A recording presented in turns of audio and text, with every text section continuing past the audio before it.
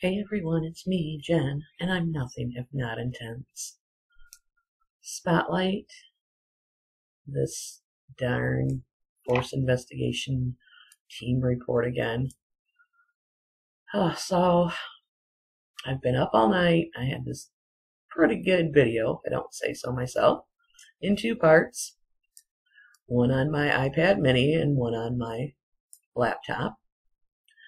The one on my mini iPad wouldn't upload, and then the one on my computer wouldn't process, and then my computer crashed. So, the struggle is real. I'm getting super frustrated. I feel like I have all this information, but I can't get it out in an easy way.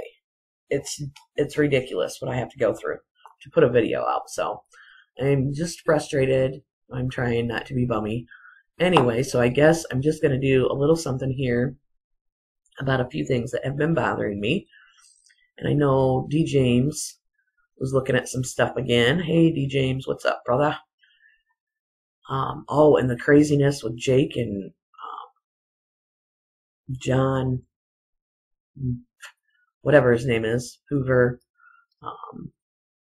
Gosh, I can't think. I shouldn't even be doing this. You know who I'm talking about.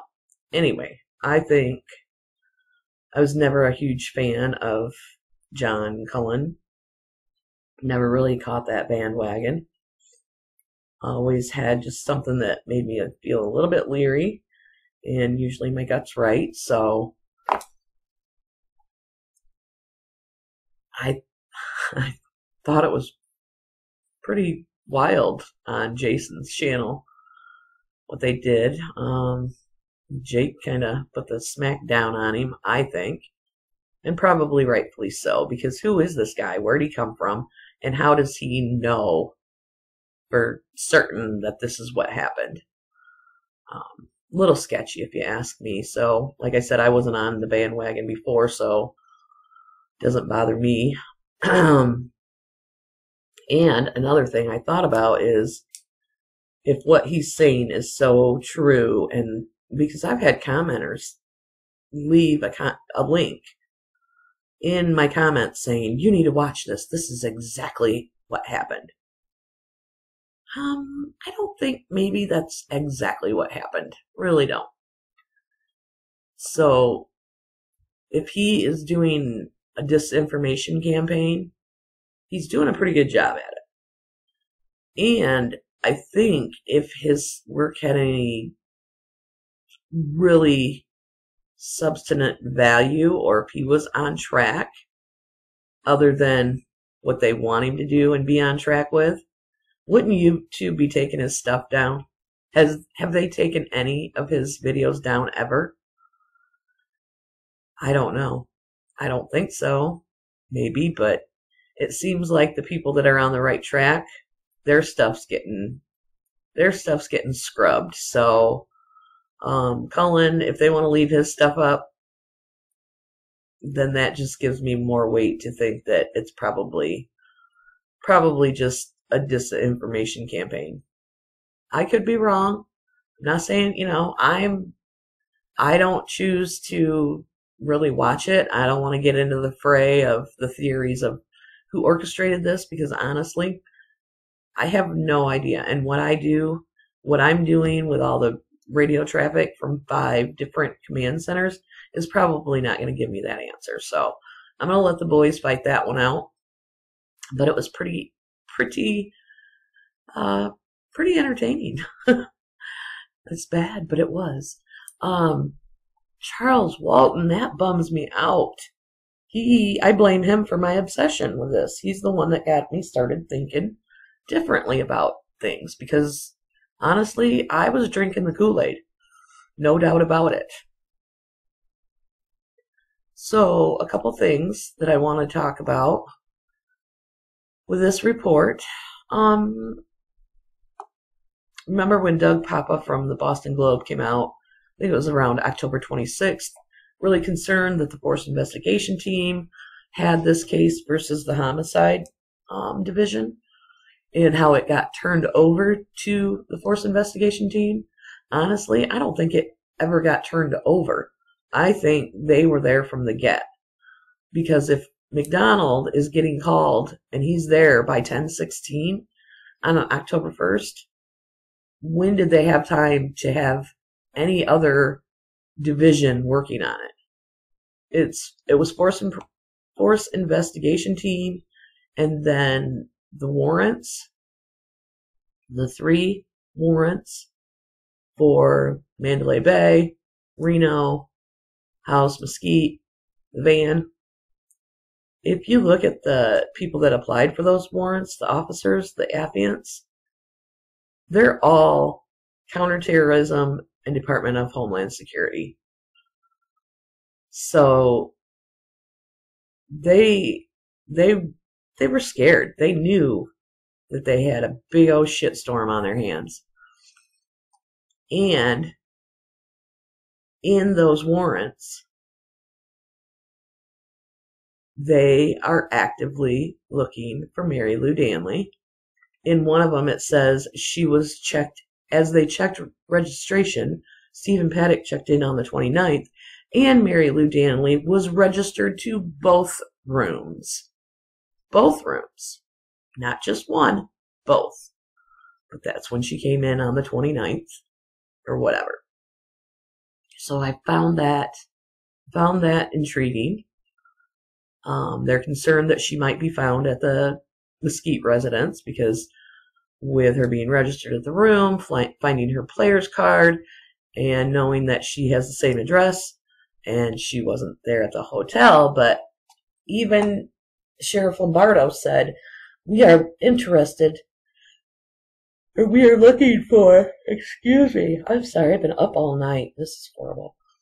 We are looking for a person, a companion, that is traveling with the suspect. Not had been, not does, but is or was traveling with the suspect. They knew she was there, obviously. So, but enough with her. She was there. There's no denying that. So I want to get off that and not put any more time into that. But one thing that really concerned me about this report, and I didn't figure it out until today, or yesterday by now, when you read about the officers arriving down on the boulevard, 2 officers, 2 patrol cars arrive, and a prisoner transport van. A prisoner transport van? If this thing went down like they say it went down, why would they be bringing a prisoner transport van? We obviously know that things didn't happen the way they tell us they did. So, as I was looking, I just thought today I'm going to go back over the earlier scanner traffic from October 1st, all area command. So I pop in my half-hour block of 9:32 to 10:02. Right as it starts. It is the dispatcher from Enterprise. So I thought, maybe I clicked on the wrong file, but I have them all in folders and pretty organized for the most part. So I looked. No, that's right. That's all area command. They were 9:32 to 10:02. So I keep listening, and then it goes back to all area command. So I thought, well, at first I thought they just hijacked the whole half an hour and put the Enterprise half hour in there. As I listened, no, that's not what they did. What they did was they just inserted in, I'm sure not random times, these were chosen times, the scanner traffic from Enterprise that is not on that channel. And so I documented it all for the most part, and there is a solid, at least 10 minutes. excuse me, probably more. So, with that, and North Las Vegas traffic being just obliterated, totally gone, missing from 9:47 to 10:20, that tells me for sure, there was stuff happening way before 10:05 or 10:08. There's no doubt in my mind, big things were happening. And at the point that those officers were getting there on the strip, somebody knew that they were going to need a prisoner transport van. And believe me, they used that thing a lot that night and into the early morning hours. So I thought that was a pretty huge thing to find that they are just, instead of totally blocking it out and taking that time period out, they don't want anybody to get suspicious, I guess. I don't know. I can't find my page. Excuse me. As patrol cars and a prisoner transport van arrived at the intersection, I believe, of the Boulevard and Mandalay Bay, how would they know that they're going to roll up? Why would they roll up with a prisoner transport van? This is just a few minutes into the initial shooting, or what they say was the initial shooting. How would they know that they would need that? They would need that van. So it's probably a good thing that they did bring it. But I could never figure out why it was just such a random thing, As patrol cars and a prisoner transport van arrived at the intersection, well, that prisoner transport van was transporting wounded and detained terrorists or mercs to UMC, to wherever. I'm not even joking. They knew they had a shitstorm on their hands. They knew it before it happened. They knew it. I don't think they realized the size of the shitstorm, but they knew something was up. Something happened. Something happened between, some things were happening by 9:30, quarter to 10, for sure. So they have this prisoner transport van, and now, oh my gosh, my whole premise and the thing I wanted to talk about the most was, I want to challenge you guys to listen to the scanner traffic that was released, those 2 3-hour blocks. One is LVMPD and the other is Clark County Fire. So I would like to challenge you to listen to that and use the code that I broke. Fire department is pretty good. They stay on code. Everybody's pretty much up to speed with it, except for, poor Red Dog 2020, or, that was Mad Dog 2020. Red Dog 40, who is at Station 13. Station 13 is at McCarran Airport, specifically to serve McCarran Airport. Red Dog 20 or 40, that dude was scared that night. He wanted police out there. He didn't feel safe. He had victims, which he should have called civilians or drunk civilians or citizens. But he was calling them victims. But I'm pretty sure they were terrorists. But he couldn't even stay on the right channel, so let alone make him talk in code. It's not going to happen. But he was scared.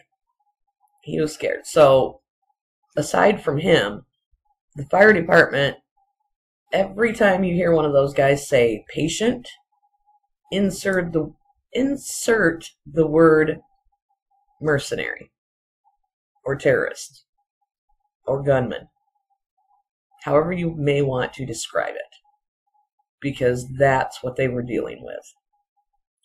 All the gunshots throughout, the hours after the supposed lone gunman was dead, those were real. It was our strike teams and our Force Pro teams that were going after these guys, because they were all over, in the venue, in hotels, outside the venue. They descended upon Las Vegas that night. So they deserved it, but what I feel bad for is all the people that were there, witnessed it, got hurt, lost loved ones, and they're not even validated in what they saw and what they heard. You didn't see that. You didn't hear that. There wasn't multiple gunmen. There was nobody in the fairground shooting. No, you guys all must be crazy. They weren't. They saw what they saw and they heard what they heard. There were multiple gunmen all over the strip. So at Bellagio, at all these places you get a call, and then they check with security. Oh, negative 413. Another cop's right there. Oh, yep, I'm right here. I can validate that. So that's how they kept us occupied. But I think there was some pretty obviously damning things that were in that half an hour block from 9:32 to 10:02 that would explain some of this, probably, because they had to have known. They knew something was going to be going down. And that's not, and the code for the LVMPD is going to be, insert the word Tate. Not Tate. What am I talking about?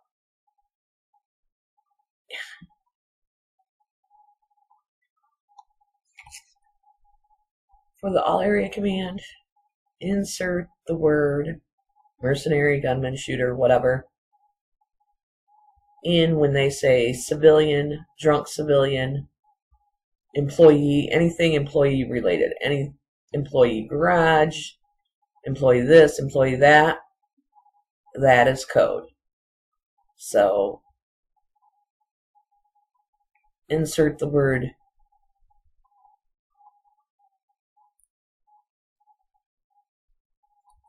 I apologize, guys. I should just stop right now and not waste any more of my time this morning and go to bed and get up and try over. But I just feel like I gotta get something there out, or I'm gonna explode. So with the code, though, if you can start thinking in that manner, because it's going to be hard for me to get everything out, all the information that I have in these snippets that make it understandable, barring forcing you guys to listen to hundreds and hundreds of hours of this stuff. So if you guys can take it upon yourself, listen to it, and really listen to what they say. Because half the times when that shit don't make sense. And they're not stupid people. They're intelligent people. They know what they're doing. The helicopter, he helped a lot in telling them where these guys were. They were still getting these guys at 3 o'clock in the morning. They were everywhere. They descended on Vegas that night. They were in the hotels. There were shots being fired, for sure, after the supposed lone gunman sole actor was no longer with us. And it was our Force Pro teams and our strike teams shooting these guys and getting and detaining these guys, which, yay, great, great. But they could not, for whatever reason, it could not be known that that's what was happening. They had that stripped down, locked down tight. They had anybody that was in hotels ushered away in conference rooms and things like that, because they were using the ballrooms for the terrorists. There were multiple casualties at Mandalay Bay. Multiple casualties. Not just one dead guy, a whole bunch of dead people. We never heard about them. Employees, as they were coming out, told the news guy that was out there what they saw. 150 to 200 dead people. But I will say Metro did a great job in embedding their narrative into all of us. So those things weren't ever really pursued, because they embedded this narrative in us so well. I can't lie, I was drinking the Kool-Aid there for a while, because I was looking back through my notes yesterday, and I had written down about the Asian female in custody in the parking garage 2.5 months ago, 3 months ago. Did I think it was Mary Lou? Well, no, because she was out of the country. So that was embedded in my brain that so well that I couldn't even connect that at that time. I thought, son of a bitch, I knew this 2.5 months ago, but yet I didn't, because they just drove that narrative into us. And sometimes it's hard to see beyond that. And the theory of the big lie. Wow. You know, if you say it over and over, even though it's outrageous, but if you repeat it enough, many will finally believe you. And that's what they did. They embedded that stuff in all of us to a certain extent.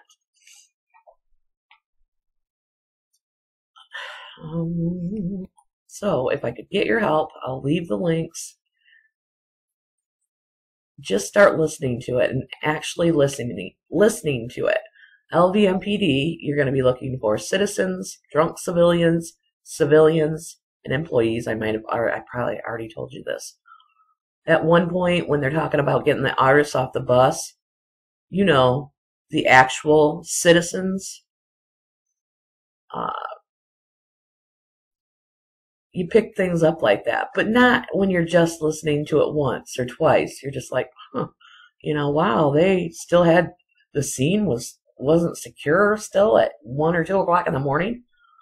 No, they were still getting terrorists out of there.